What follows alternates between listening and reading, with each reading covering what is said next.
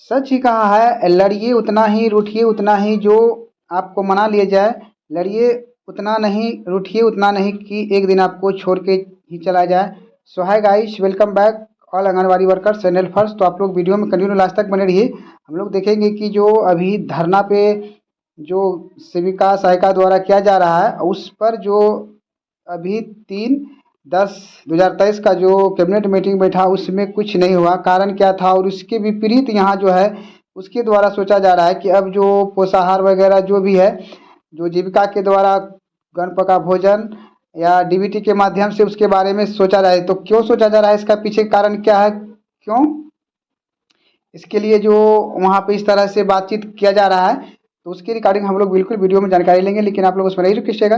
अगर video informative लगे और यूजफुल लगे तो वीडियो को लाइक कर देंगे। चैनल पर नए तो चैनल सब्सक्राइब जरूर करेंगे, क्योंकि आपको आईसीडीएस के रिगार्डिंग इसमें सच्ची न्यूज मिलती रहती है। तो चलिए हम लोग यहाँ पे विस्तार से देख लेते हैं। जो सेविका बहने के लिए यहाँ पे देखिए क्वेश्चन ही क्वेश्चन है।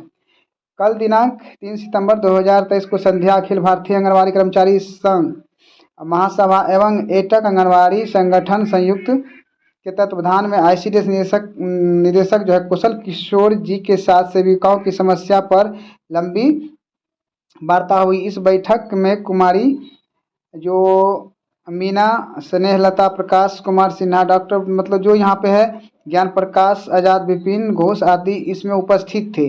अब देखिए इतने द्वारा यहाँ पे किया गया। लेकिन अभी जो है जो एटक के ही द्वारा, एटक आंगनवाड़ी कर्मचारी संघ जो है उनके द्वारा ही, जो उनका ही जो कमेटी की जो भी सेविका सहायिका है भी हड़ताल में है, और वहाँ पे हड़ताल पर 29/9 से बैठी हुई है।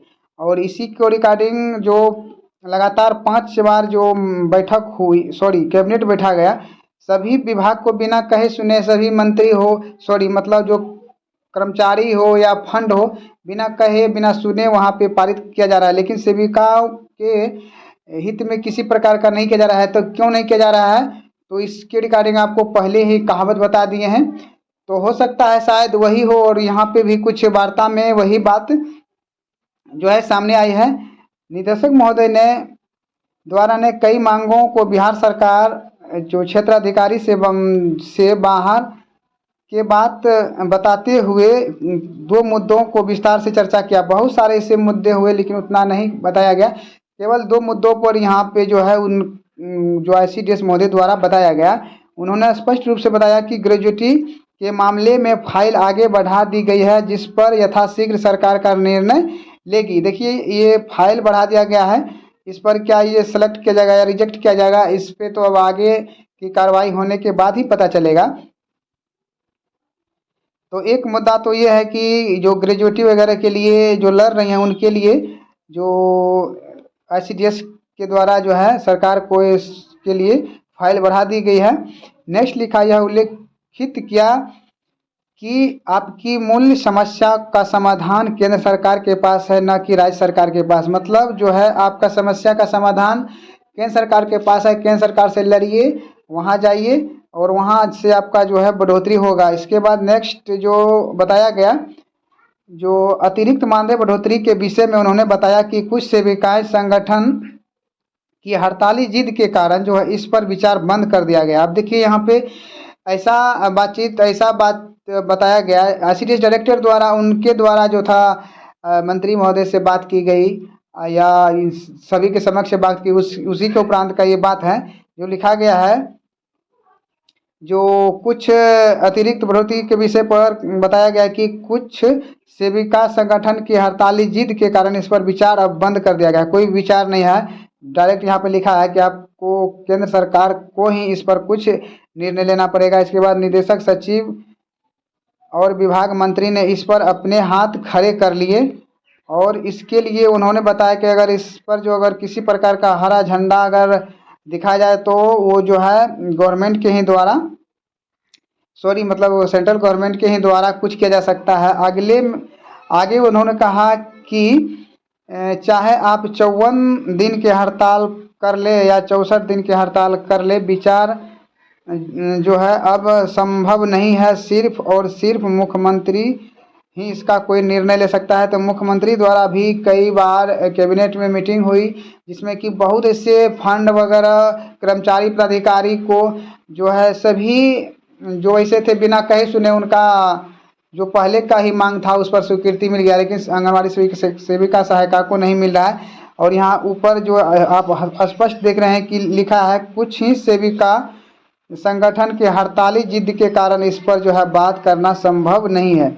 नेक्स्ट उन्होंने और भी बताया, जो कि साथ ही यह भी बताया गया कि सर्वोच्च न्यायालय के आदेश के आलोक में पोषाहार बाधित न होने के लिए अस्थायी रूप से पुनः डीबीटी प्रक्रिया जो है या जो है ममता यहाँ पे समिति या एनजीओ या अलग अलग तरह से जो है गर्म पका भोजन के लिए लाभार्थियों को उपलब्ध करा दिया जाएगा। मतलब किसी न किसी और अलग विभाग से, जैसे पहले जीविका था तो जीविका के लिए पहले भी लेटर आया था कि गर्म पका भोजन जो उनके द्वारा दिया जाएगा। तो यहाँ पे स्पष्ट रूप से यहाँ पे बोला गया है। देखिए सभी के पीछे सभी का जो कुछ ना कुछ प्रॉब्लम होता है। अगर सेविका सहायिका अगर काम नहीं कर रही है, किसी प्रकार का हड़ताल में है, तो अब देखिए सर्वोच्च न्यायालय का ये आदेश है कि 300 दिन जो है पोषाहार चलना चाहिए था। अब इस पर बाधित होगा, अनिश्चितकालीन हड़ताल पर है तो बाधित होगा। तो ये जो है अपना आदेश जो पारित किया गया है, कोर्ट वगैरह हो या सर्वोच्च न्यायालय हो, तो उनके द्वारा जो दिया गया है उससे उच्च अधिकारी है या मंत्री हैं तो वो अपना कुछ ना कुछ सोचेंगे ही। तो इसके लिए जो है उन्होंने अब जो है फिर से पुनः डीबीटी प्रक्रिया जो टीएचआर बांट रहे हैं उनको, और जो पोषाहार स्कूल पर बच्चे को अगर मिल रहा है तो हो सकता है उनको गर्म पका भोजन या उनको भी डीबीटी दे दिया जाए। जहाँ पे भी सेविका अभी हड़ताल में है तो उनको तो दोनों डीबीटी ही होना चाहिए, क्योंकि वहाँ पे हड़ताल में है तो वहाँ तो फिर गर्म पका पोषाहार भोजन जो है उसको कौन परोसेगा। और जहाँ पे भी अगर नहीं है अभी हड़ताल में, अगर हो सकता है बाद में तो हड़ताल में ही चले जाएंगे, तो शायद दोनों जगह जो इसी तरह से कर लिया जाएगा। नेक्स्ट लिखा है जो अतः पुनः एक बार यह सोचने का उपयुक्त समय है कि पर्व त्योहार के मौसम में मानदेय कटवा कर या निरर्थक जो है हड़ताल का कोई औचित्य है क्या, या जो हड़ताली संगठन के लोग पोषाहार वितरण का अधिकार जो सेविकाओं से छीनकर डीबीटी या एनजीओ को देने के पक्ष में है। अब यहाँ पे ये भी सवाल उठ रहा है कि हो सकता है, देखिए आप राजनीति है तो राजनीति में कुछ भी हो सकता है। तो ये भी हो सकता है कि जो भी सेविकाओं का हक में था वो भी जो है जो दूसरे हक में यहाँ पे कोई प्लानिंग किया गया है, नहीं किया गया है, तो वो भी हो सकता है जो यहाँ पे बताया। अतः एक बार पुनः सोचने का उपयुक्त समय है कि पर्व त्योहार के मौसम में मानदेय कटवा कर निरर्थक जो हड़ताल में कोई उचित है क्या यह हड़ताली संगठन के लोग पोषाहार वितरण का अधिकार सेविकाओं से छीनकर डीबीटी या एनजीओ को भी देना चाहते हैं। तो सेविकाओं जो अभी हड़ताल में है तो बिल्कुल वो लड़ के कह रहे हैं कि हमें पोषाहार नहीं चाहिए, हमें मानदेय चाहिए।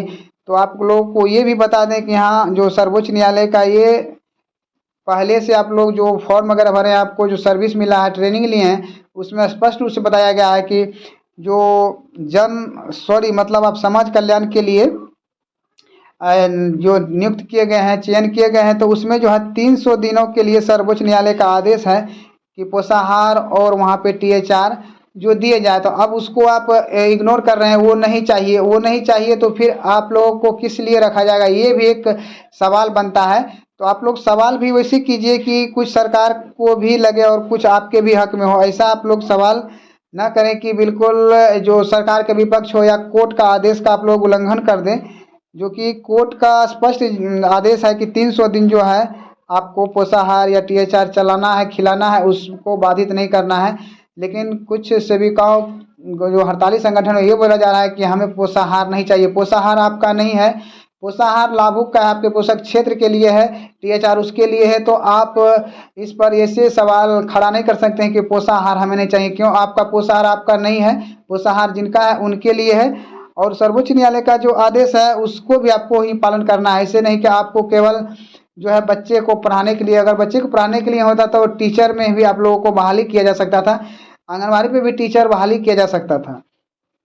तो आप लोग तो यहाँ पे बिल्कुल समझ ही चुके हैं अब जो आप लोगों के साथ क्या क्या होने वाला है। तो किसी भी हड़ताली जो संगठन है हड़ताल कर रहे हैं जिनके भी द्वारा, तो उसके द्वारा मैं यही रिक्वेस्ट करूँगा कि आप लोग अगर किसी प्रकार कोई सवाल रखते हैं तो सवाल को पहले एक बार अच्छी तरह से समझ लीजिए, सोच लीजिए कि आप बोलने वाले क्या है, क्या बोल रहे हैं। कि पोषाहार नहीं चाहिए, सिर्फ मानदेय चाहिए, तो आपको मानदेय क्यों दिया जाएगा, पोषाहार क्यों नहीं दिया जाएगा? पोषाहार के लिए आपका मानदेय दिया जा रहा है, जो कि 300 दिन आपको साल में चलाना है। अब आप लोग अनिश्चितकालीन हड़ताल में है तो पोषाहार बाधित ना हो, क्योंकि यहाँ पे कोर्ट का आदेश है, सर्वोच्च न्यायालय का आदेश है, तो उनके लिए तो मंत्री हो या पदाधिकारी हो, कुछ ना कुछ अपना तो दिमाग लगाएंगे ही। तो हो सके कि जीविका दीदी या जिनके द्वारा दिया जो दिया जाए, आप लोग अगर उसको बिल्कुल इग्नोर कर रहे हैं, उसके लिए आपको चाहिए ही नहीं, तो बिल्कुल आप बोले हैं तो कोई बात नहीं है। लेकिन कोई भी बात बोलने से पहले आप लोग दोनों पक्ष को देखिए, आपको क्यों रखा गया और किसके लिए रखा गया है, किस काम के लिए रखा गया है? केवल आपके अपने हित के लिए रखा गया है, या आपको आपके पोषक क्षेत्र के हित के लिए भी काम करने के लिए मानदेय दिया जा रहा है, नहीं दिया जा रहा है? तो चलिए बस इस वीडियो में इतना ही, मिलते हैं नेक्स्ट वीडियो में, तब तक के लिए धन्यवाद।